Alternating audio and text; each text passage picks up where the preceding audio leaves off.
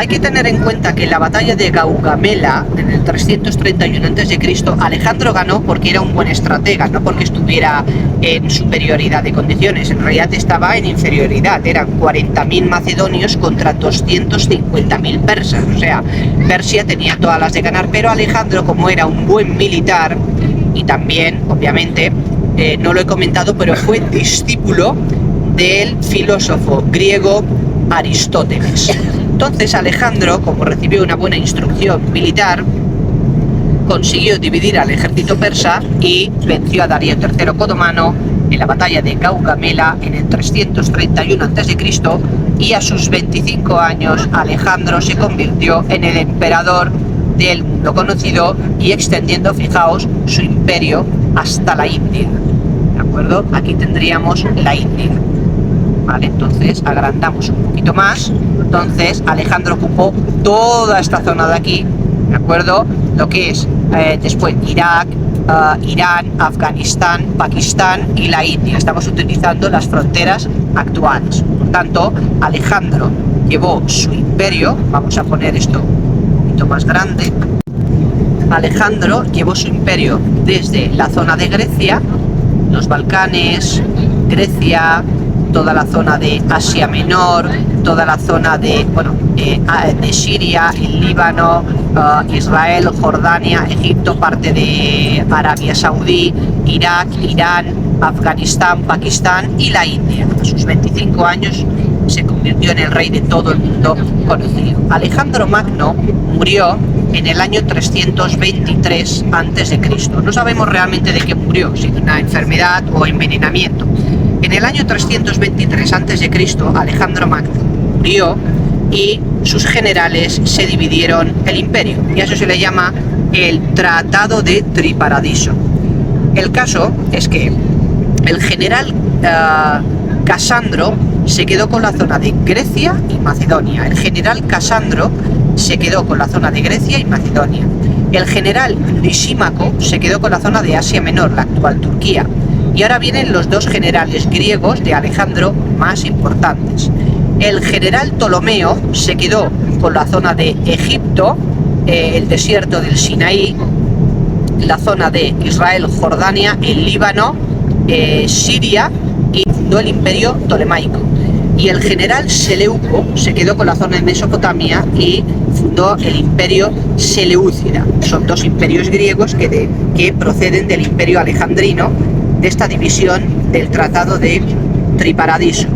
Y estos dos imperios, el Seleucida por aquí, en Mesopotamia, y el Ptolemaico por aquí, Israel formaba parte del Ptolemaico, se enfrentaron. Desde la muerte de Alejandro Magno, el imperio Ptolemaico, toda esta zona de aquí, y el Seleucida desde Mesopotamia se enfrentaron. Claro, pillaron a Israel ahí en medio. A este enfrentamiento entre el imperio Ptolemaico y el Seleucida se le llaman las guerras sirias. Las guerras sirias duraron hasta que en el año 198 a.C. el imperio Seleucida borró del mapa al imperio Ptolemaico en la batalla de Panion, y el imperio Seleucida ocupó la zona de Israel. ¿Qué ocurrió? Que los griegos seleucidas empezaron a estrangular a los judíos, y aquí es cuando viene la revolución o la revuelta de los macabeos. En el año 167 a.C., los macabeos se alzan en armas contra el rey griego seleucida Antíoco IV, y esta revolución va del año 167 al 160 a.C., y en el año 160 a.C. los macabeos vencen a Antíoco IV y expulsan al invasor griego seleucida. Vamos a detenernos un momentito en la revuelta de los macabeos del 167 al 160 a.C. porque es muy importante, y para eso vamos a recurrir al segundo libro de los macabeos, capítulo 7, al segundo libro de los macabeos, capítulo 7, versículos del 1 al 28. 2 Macabeos 7, 1, 28, ¿de acuerdo? Segundo libro de los Macabeos, capítulo 7, versículos del 1 al 28. Es muy importante esta cita bíblica, 2 Macabeos 7, 1, 28. La secuencia es la siguiente. Hay una madre judía que está viendo cómo el rey griego seleucida Antíoco IV está torturando y asesinando a sus hijos delante de ella. Imaginaos lo duro que tiene que ser para una madre ver cómo torturan y asesinan a sus hijos.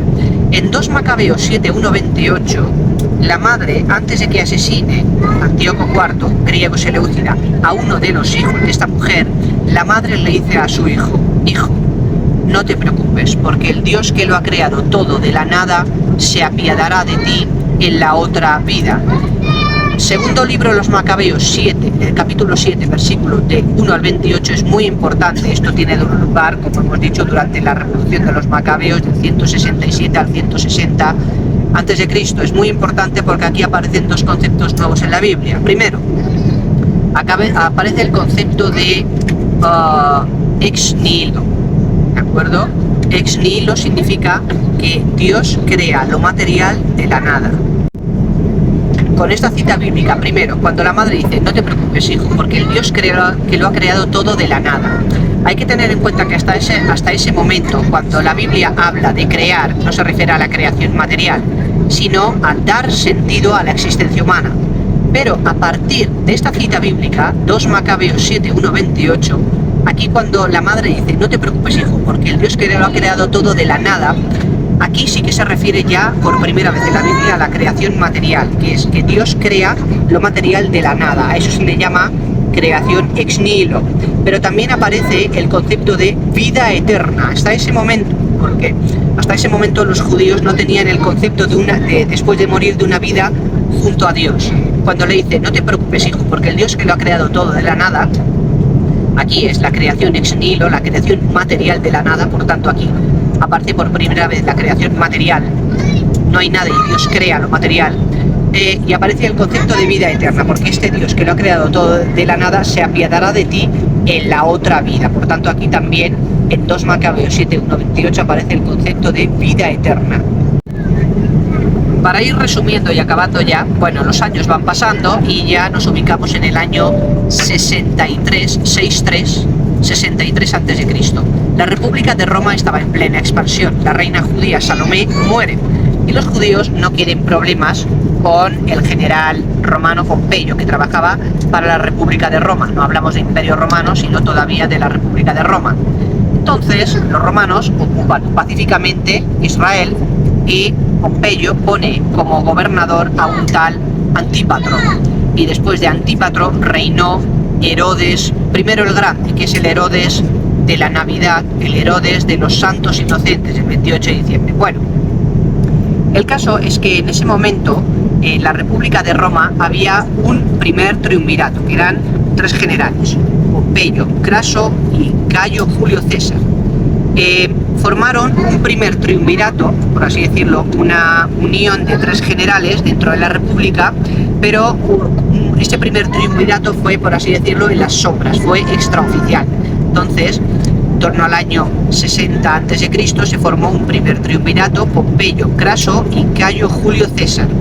Entonces, estos 3 generales, durante la República de Roma, habiendo ya ocupado Pompeyo, Israel, estos generales empezaron a pelearse. Craso, ¿qué ocurrió? Que murió en una campaña militar y el triunvirato quedó desequilibrado.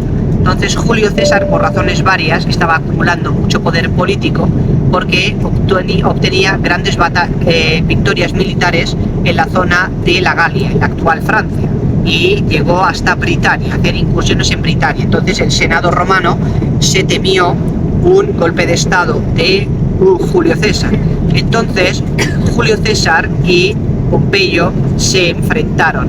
Primero, en el año 48 a.C., Pompeyo y Julio César se enfrentaron en 2 batallas, ambas en el año 48 a.C. La primera, la batalla de Dyrrachium. La batalla de Dyrrachium ganó Pompeyo, pero en el año 48 también se enfrentaron otra vez Pompeyo y Julio César ganó en la batalla de Farsalia. Puso una dictadura militar hasta que fue asesinado en el año 44 a.C. por 2 senadores romanos. Por tanto, César, después de ganar a Pompeyo en Farsalia en el año 48 a.C., impone una dictadura militar hasta el año 44 a.C., que dos senadores romanos, Bruto y Casio, asesinan a César en el 44 a.C. y acaban con la dictadura militar. Asesinan a Julio César por órdenes del Senado, ¿de acuerdo? Bruto y Casio. Entonces, en el año 44 a.C., frente al asesinato de César, tres generales forman un segundo triunvirato, pero este es oficial. ¿Por qué se forman este segundo triunvirato? Porque no están de acuerdo con el asesinato de César. Estos tres generales fueron Lépido, Marco Antonio y Cayo Julio César Octaviano, hijo adoptivo de Cayo Julio César. El segundo triunvirato sí que era oficial. Entonces estos tres generales formaron este segundo triunvirato en el 44 a.C. de forma oficial, como respuesta al asesinato de César, porque estos generales, Lépido, Marco Antonio y César Octaviano, Cayo Julio César Octaviano, hijo adoptivo de Cayo Julio César, estaban a favor de la dictadura militar de César. Entonces estos tres generales también empezaron a pelearse. Lépido desapareció. Se supone que los otros dos generales, Marco Antonio y César, lo mataron.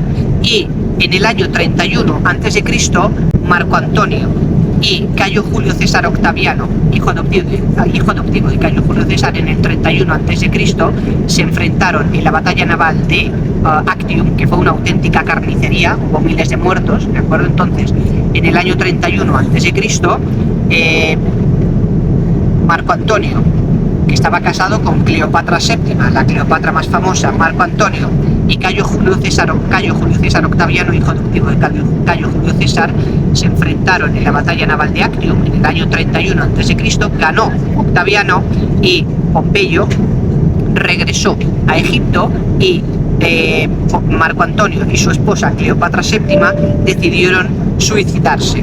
Y a partir del año 27 a.C., Cayo Julio César Octaviano, hijo adoptivo de Cayo Julio César, se convirtió en el primer emperador de Roma, y a partir del año 27 a.C. ya dejamos de hablar de la República de Roma y hablamos del Imperio Romano. Por tanto, cuando los romanos llegaron a Israel en el 63 a.C. de la mano de Pompeyo, Israel se convirtió en una provincia de la República de Roma, pero a partir del año 27 a.C., con Cayo Julio César Octaviano, después de haber vencido en el 31 a.C. en Actium a Marco Antonio, y ya convirtiéndose en el primer emperador de Roma, ya Israel ya pasa a ser una provincia, obviamente ya no de la República de Roma, sino del Imperio Romano. Y fue Cayo Julio César Octaviano el que en el año 6 a.C. hizo un censo de la población para saber cuánta gente vivía en su imperio. Octaviano fue el primer emperador, ¿de acuerdo? El hijo adoptivo de Cayo Julio César. Entonces, en el año 6 a.C. hizo un censo para saber cuánta gente había en su imperio, y resulta que en el censo de Belén del año 6 a.C. aparecen los nombres de María y José, y por eso sabemos que Jesús no nació en el año 0, sino en el año 6 a.C., gracias a este censo que hizo Cayo Julio César Octaviano, hijo adoptivo de Cayo Julio César. Y bueno, yo creo que con esto tenemos ya resumida la historia de Israel. Por tanto, hemos empezado en el año 2000 a.C., en la época del bronce reciente, y hemos acabado en el año 6 a.C., en el Imperio Romano. Y con esto pues ya lo dejamos.